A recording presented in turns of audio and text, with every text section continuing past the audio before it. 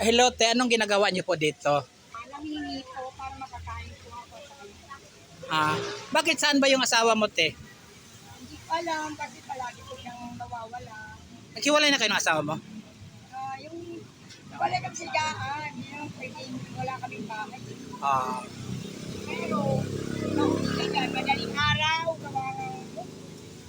ilan anak niyo, te?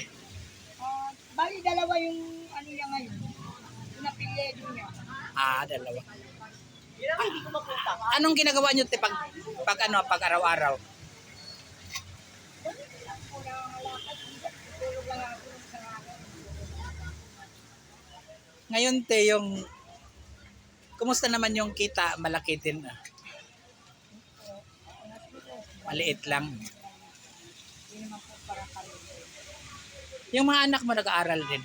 Hindi na po. Bakit? Nahinto po, wala na pong allowance sila. Ayaw naman pong tulungan ako ng tatay. I-affiliate naman po yung very ako. Ba't ayaw niyong lumapit sa DSWD para tulong? 2018 po lumapit ako. Paglaya ko, 2018. Dala ko rin order ko. Binigyan ka ng tulong. Wala po daw ako. Sabi ng DSWD na Campbell. Ah, Kasama ko yung dalawang bata. Inuha ko sa Marikina Boys pa. Kasi yung tatay may sariling dyan. ah, Pinabayaan ako. pero ngayon kasama mo na yung mga bata.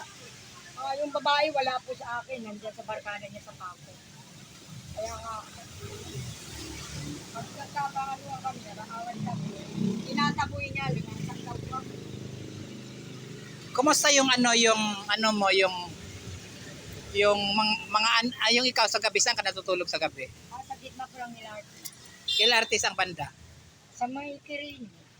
Kumbaga dito ano ka lang para manghingi lang tapos pupunta ka rin doon. Nahirapan ka rin sa buhay mo, Teo, sanay ka na. Sinasadya ko na lang din na hindi na maligo kasi wala rin naman. Maligo ako tapos wala rin naman akong bahay. Maroon rin pa. Dati, te, may bahay ka? Ano lang, yung barracks ng dating community sa 6-7 ko. Wala noon, wala kang bahay? Dito ka talaga lumaki? Ano po, naglayat ko kasi ako eh. Saan ba? Anim po ang anak ko eh. Saan ba probinsya mo, te? Northern Samar. Doon may bahay kayo sa Samar. Oo, nandiyo yung ating mga nagkakalaman. Saka yung anak ko na pangapat. Dito ko rin yung pinanganak sa Bangbang.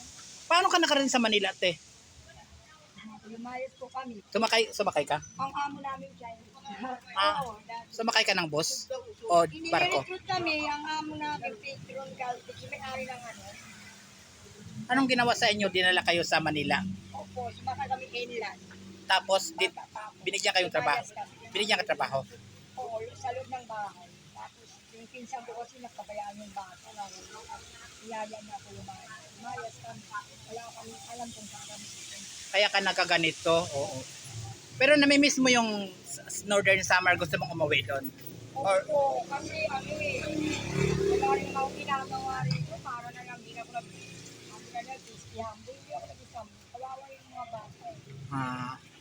Ang pag-ibig may bayad, 45 sa tapo. Nagbabayad ka ng 40 pesos kung Yung naliligo. anak ko, ako din ako naliligo. Bakit naman? Parang makatipid o Bakit nila ano ko? Kasi sinasadya ko na lang din. ate, at pero masaya ka naman sa buhay mo.